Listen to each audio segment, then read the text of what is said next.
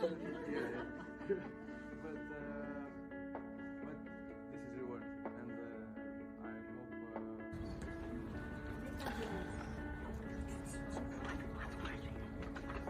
Small.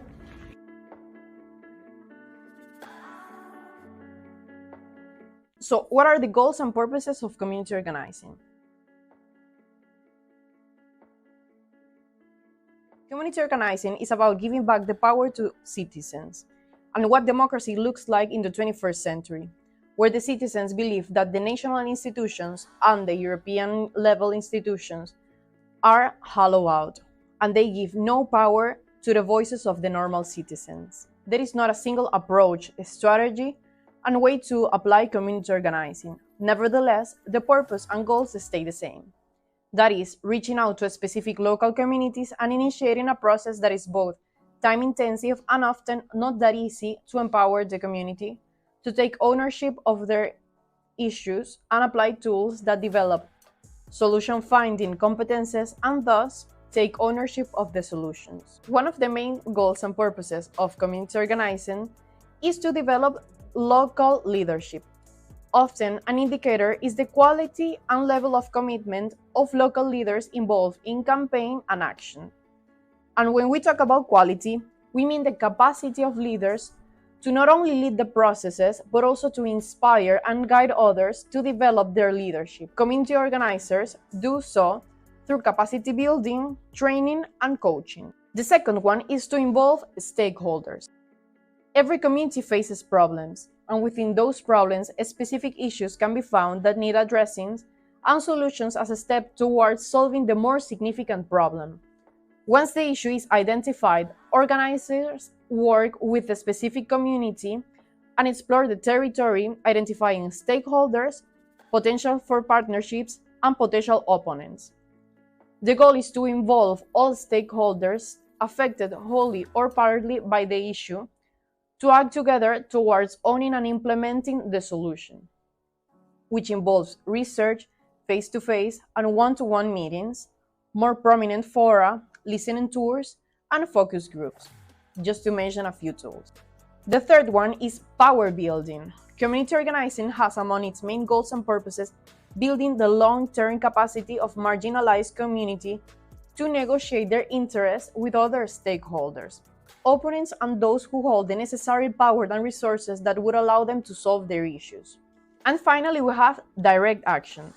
The final goal and purposes is to engage the community in actions and tactics that range from data collection, research, and evidence building to public education and debate, with a readiness to confront and challenge relevant decision makers and holders of powers and resources.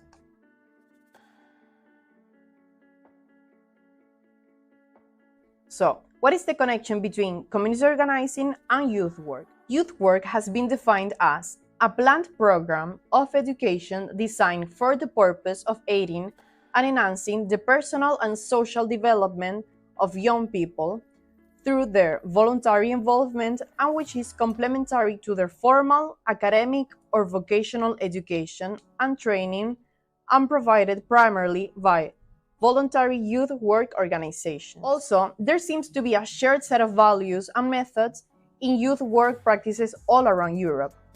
Voluntary participation of young people, listening to their voices, bringing young people together, and connecting and broadening to young people's life world. Every program supporting young people and youth workers, whether at the European or national level, has included in its strategy the need to develop a culture of active and democratic citizen participation, placing a stronger focus on local youth work and local involvement recently.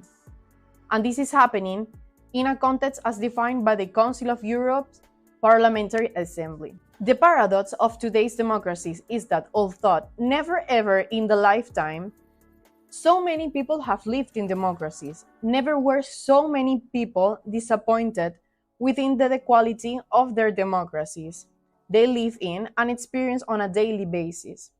We are witnessing a huge concentration of power and money, and very often also a huge concentration of the media in the hands of a few so that our democracy institutions become vulnerable. The building of a healthy democracy is grounded on active citizen participation, and that is a long-term and constantly ongoing process that does not ever have a clear end. It takes 6 months to create new political institutions, to write a constitution, and to create electoral laws, and it may take up to 6 years to set up a halfway viable economy, and it will probably take 60 years to create a civil society. Autonomous institutions are the hardest things to bring out. Every youth strategy today in Europe at the local level talks about youth engagement in democratic processes, for youth to participate and speak for themselves, exposing young people to grassroots democratic practices or creating them. Community organizing is an opportunity to develop active, influential, and democratic youth participation, starting from the small and local levels. What we see today is community organizing applied to tackle multiple issues such as integration of immigrants, infrastructure improvements, and job market access for the hard to employ. So why can it become an essential and strong tool in the hands of youth workers? Through community organizing, young people are allowed to take an active role in democratic processes, make stakeholders more transparent and accountable, and actively participate in decision-making processes that can shape the future starting from their communities and potentially beyond that, promoting a healthy and participatory democracy. Now is the time when we need value-driven active citizens to become influential players in our communities.